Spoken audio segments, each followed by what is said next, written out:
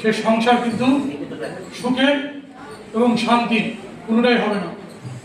কারণ সকলে আমরা জানি মায়েদের সমস্ত দায়িত্ব থাকে, ছেলেদের মানুষ করা থেকে শুরু করে, ছেলেদের খাওয়া দাওয়া থেকে শুরু করে, ছেলে কীভাবে তার পড়াশোনা থেকে শুরু করে সমস্তটা কীভাবে করবে, সমস্ত দায়িত্ব মায়েদেরই থাকে।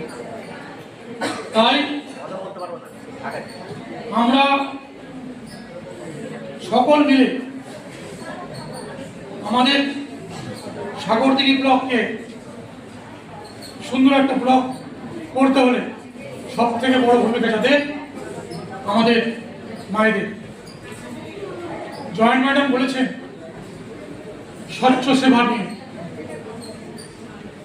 আমরা হয়তো এই ব্যাপারটা সকলে জানতে নাও পারি, বাট আমাদের জানা দরকার যে প্লাস্টিক আমাদের সারা দেশে ভয়ঙ্কর। এই প্লাস্টিক পচে না, সরে না, থেকে যায়। কোনো মানুষের পেটে যদি যায় তাহলে সেটা কিন্তু হজম হয় না, সরে না। এবং মাটির ভিতরে থাকতে গেলেও 10 বছর 20 বছর পরে আপনি বৃষ্টি বার করে তাহলে সেরকমই প্লাস্টিক বেরোবে। এই প্লাস্টিক ইউজ করার জন্য আমাদের পিচ তৈরি হচ্ছে, সেটা আমাদের জেলার একটা ব্লক, নওদা ব্লক, এই ম্যানুফ্যাকচার তৈরি করেছে। এখান থেকে বিভিন্ন ব্লকে পিচের কাজ হচ্ছে।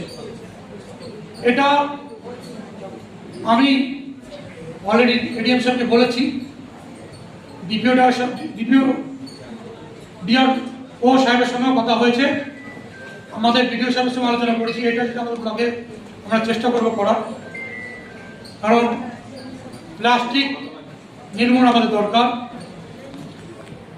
তার সঙ্গে সঙ্গে আমাদের এলাকার পরিবেশ পরিষ্কার পরিচ্ছন্ন ব্যাপারটা আমাদের লক্ষ্য রাখতে হবে সকলকেই।